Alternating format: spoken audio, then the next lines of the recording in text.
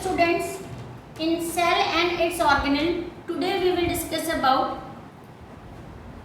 endoplasmic reticulum, which is important cell organelle using protein and lipid synthesis and transport. Okay, so endoplasmic reticulum means the structure which is enclosed in plasma membrane. Endo means interior and plasmic means enclosed in plasma membrane. So it is membrane bound structure. Now we will discuss about first structure of endoplasmic reticulum. Okay, सबसे पहले structure से पहले एक चीज और देखते हैं कि एंडोप्लाज्मिक रेटिकुलम की दो कैटेगरी होती है. One is smooth endoplasmic reticulum and rough endoplasmic reticulum. Smooth endoplasmic reticulum and rough endoplasmic reticulum.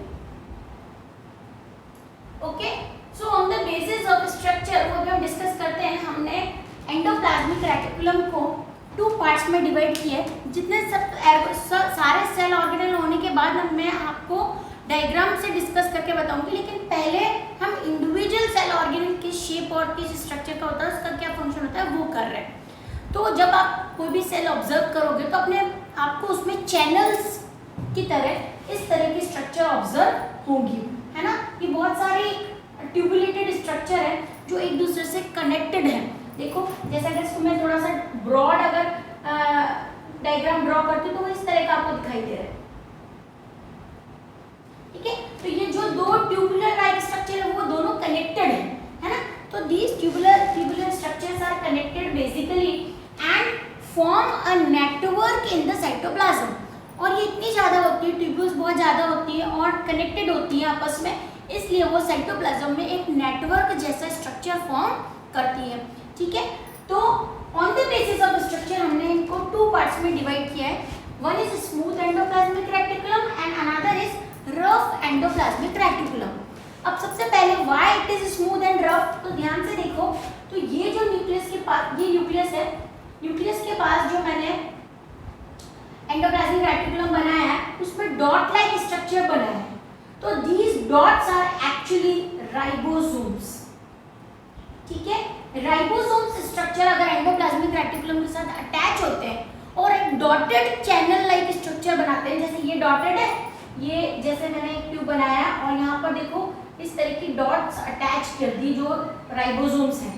ठीक है, जबकि दूसरी साइड अगर मैं ऐसे एक प्लेन बनाती हूँ तो ये तो हुआ स्मूथ और ये हुआ रफ.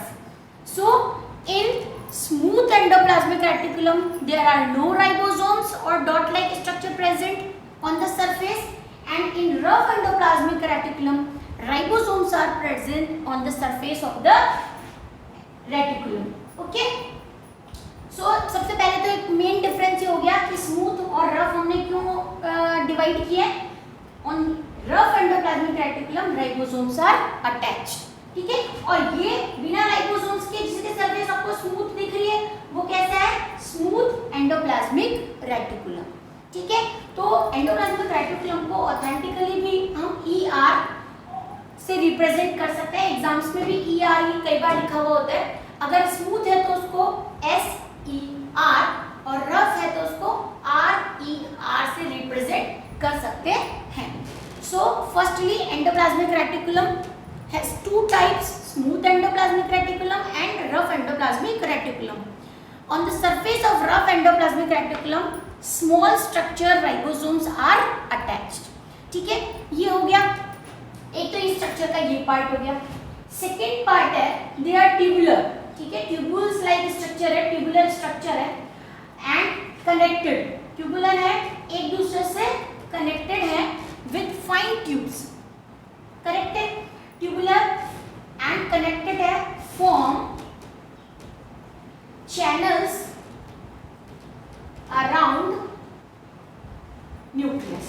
अब इसके स्ट्रक्चर में एक इंपॉर्टेंट चीज देखो, दोनों जो मैंने एंडोप्लाज्मिक रेटिकुलम बनाई है स्मूथ और रफ, न्यूक्लियस के पास बनाया है इसका मतलब उनका जो फंक्शन है वो न्यूक्लियस से कहीं ना कहीं कोरिलेट करता होगा। ओके, तो these structures of reticulum are endoplasmic reticulum are attached with nucleus.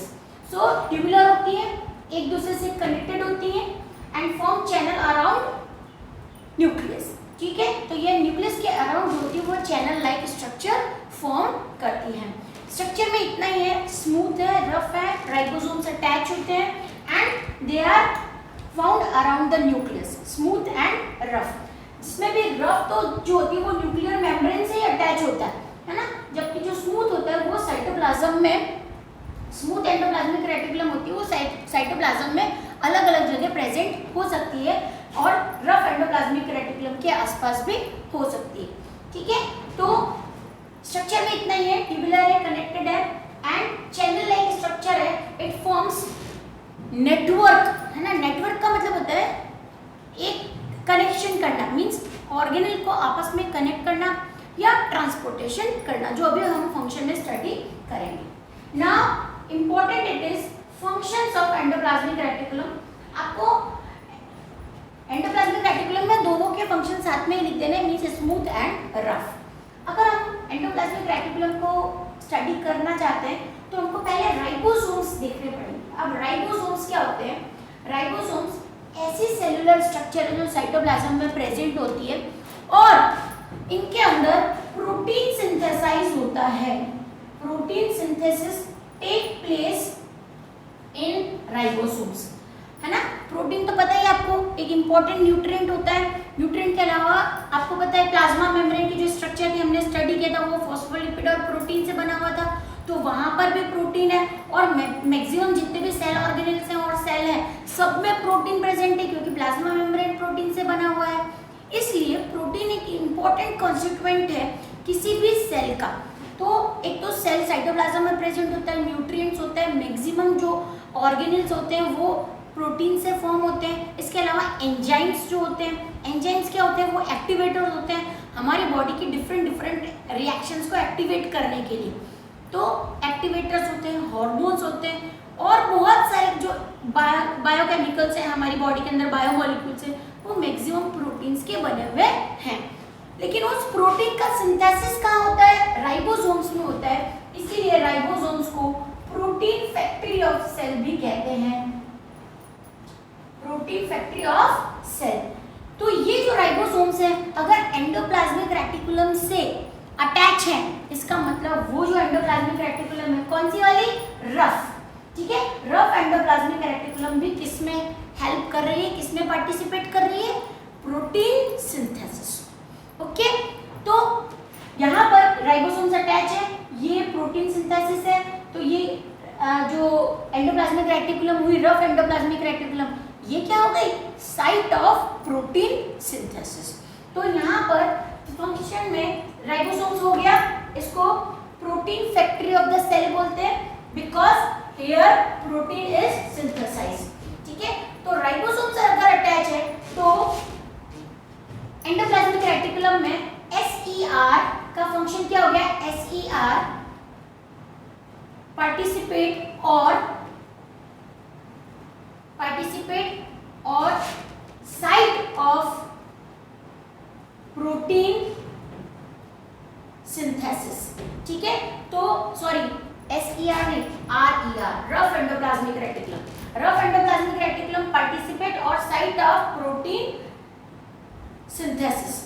ठीक है, तो वहां पर प्रोटीन का सिंथेसिस हो रहा है। और ये जो चैनल लाइक स्ट्रक्चर है आप देख रहे हो वो न्यूक्लियस से अटैच है और दूसरी साइटोप्लाज्म में साइटोप्लाज्म से कनेक्टेड है।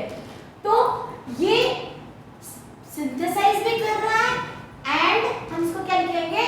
ट्रांसपोर्ट। हेल्प किसमें करेगा? ट्रांसपोर्ट में भी हेल्प करेगा। यानी न्यूक्लियस से कोई मटेरियल है वो जो प्रोटीन यहाँ पर सिंथेसिस हो रहा है वो न्यूक्लियस में डालेगा। ठीक है, या फिर ये जो प्रोटीन यहाँ से सिंथेसिस हो रहा है वो साइटोप्लाज्म में ट्रांसपोर्ट होगा with the help of smooth endoplasmic reticulum.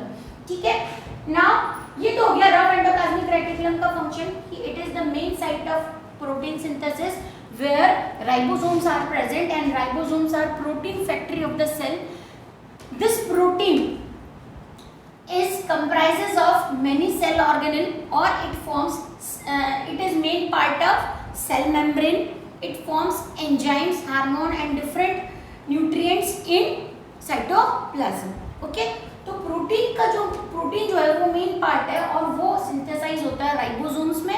Ribosomes present होते हैं, कुछ फ्री फ्रॉम में भी होंगे साइटोप्लाज्म के अंदर, लेकिन जो कुछ होते हैं वो एंडोप्लाज्मिक रेटिकुलम से अटैच होते हैं, रफ एंडोप्लाज्मिक रेटिकुलम से. So rough endoplasmic reticulum participate और site of protein synthesis and its transport भी करेगा. ठीक है, नेक्स्ट इज, अब स्मूथ एंडोप्लाज्मिक रेटिकुलम के पास प्रोटीन नहीं है, सॉरी राइबोसोम्स नहीं है, तो वो क्या करेंगे, लिपिड एंड फैट सिंथेसिस में पार्टिसिपेट करेंगे.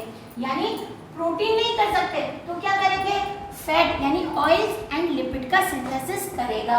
कौन, अगेन स्मूथ एंडोप्लाज्मिक रेटिकुलम. तो rough endoplasmic reticulum is related with protein synthesis and transport, and smooth endoplasmic reticulum is related with lipid and fat synthesis and its transport. ठीक है, transport हम जो बार बार word use कर रहे हैं वो इसलिए कर रहे हैं क्योंकि आप देख रहे हो कि चैनल और नेटवर्क लाइक स्ट्रक्चर है जो एक जगह से मटेरियल को लेकर दूसरी जगह सप्लाई कर सकता है. देखो ये यहाँ से यहाँ तक आराम से सरफेस से होकर दूसरी जगह सर्कुलेट हो सकता है. ठीक है, स्मूथ एंडोप्लाज्मिक में लिपिड और फैट और रफ एंडोप्लाज्मिक में प्रोटीन. ओके, फिर से की पॉइंट्स देख लेते हैं. Endoplasmic reticulum, two types, smooth endoplasmic reticulum and rough endoplasmic reticulum. When ribosomes are attached to the surface of endoplasmic reticulum, it is known as rough endoplasmic reticulum or RER. When there is no ribosomes, surface appears as smooth, it is known as smooth endoplasmic reticulum or SER. Their structure is tubular, connected and form channel around the nucleus. It forms network around the nucleus and cytoplasm. ठीक है, cytoplasm के अंदर. Then function, rough endoplasmic reticulum becomes the site of protein synthesis because ribosomes are present on its surface. So rough endoplasmic reticulum is related with protein synthesis and transport, and smooth endoplasmic reticulum is related with lipid and fat synthesis and its transport. Okay, so this is very important cell organelle, endoplasmic reticulum. ठीक है, जब आप cell का structure देखोगे तो आपको उसमें ये जगह जगह चैनल लाइक स्ट्रक्चर नजर आएगी और कई बार आप देखोगे कि ये न्यूक्लियस से यहाँ से एक एंड जो है इसका न्यूक्लियस से कनेक्ट है, दूसरा जो एंड है वो प्लाज्मा मेम्ब्रेन से कनेक्टेड होता है. ठीक है, so it forms a connecting network between cytoplasm and nucleus, nucleus and cytoplasm, cytoplasm and plasma membrane. Okay, now if it is connected network, एक important function और इसका आ जाता है. अगर ये synthesize करके प्रोटीन एंड फैट्स को ट्रांसपोर्ट कर रहा है तो एक important function भी करेगा. जो harmful chemicals या harmful molecules अगर सेल के अंदर बनेंगे तो उनका detoxification, एक वर्ड आया है detoxification. अब ये इंपॉर्टेंट फंक्शन है इसका. एक तो हो गया सिंथेसिस, किस किस का synthesis, protein fat and lipid.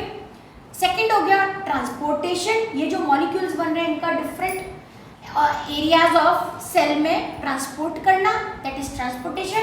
And third important function is detoxification. Detoxification का मीनिंग क्या है, देखो अगर सपोज करो यहाँ पर कोई भी सेलुलर एक्टिविटीज हुई या न्यूक्लियर एक्टिविटीज हुई और कुछ टॉक्सिन्स बने, तो कुछ टॉक्सिक केमिकल्स बनते हैं या वेस्ट प्रोडक्ट ऑफ सेल आप कह सकते हो, अगर वो फॉर्म होते हैं तो वो भी इन चैनल्स के थ्रू सेल के बाहर एग्जिट हो जाते हैं. तो एक टाइप से एक्सक्रीशन यानी कुछ मॉलिक्यूल्स को लेकर ये बाहर भी, सेल से बाहर भी निकल सकता है, यानी सेल्स के टॉक्सिन्स को खत्म कर रहा है. तो उस प्रोसेस को क्या बोलेंगे, डिटॉक्सिफिकेशन. हम इसको कैसे लिख सकते हैं, द टॉक्सिन्स और waste product form inside the cell are also removed with the channel, with the network of endoplasmic reticulum or with the structure of endoplasmic reticulum. कुछ प्रोटीन्स ऐसे हैं जो सपोज करो सेल के लिए इंपॉर्टेंट नहीं है, सेल के लिए हार्मफुल है, तो वो भी इसके थ्रू बाहर हो जाएंगे, क्योंकि ये कनेक्ट कर रहा है न्यूक्लियस को और सेल मेम्ब्रेन को। ठीक है, तो ये हो गया आपका डिटॉक्सिफिकेशन का function. So there are 3 important function in endoplasmic reticulum, it is clear that first protein synthesis and lipid and fat synthesis, then second transportation of protein and fats and lipids, and third detoxification of waste product from cell. Clear hai? So this is all about endoplasmic reticulum. In next session we will discuss Golgi bodies and lysosome. जैसे मैंने आपको बताया cell organelles के सारे वैसे ही notes बनाने हैं, structure and function बहुत ज़्यादा इनका डिटेल नहीं करना है।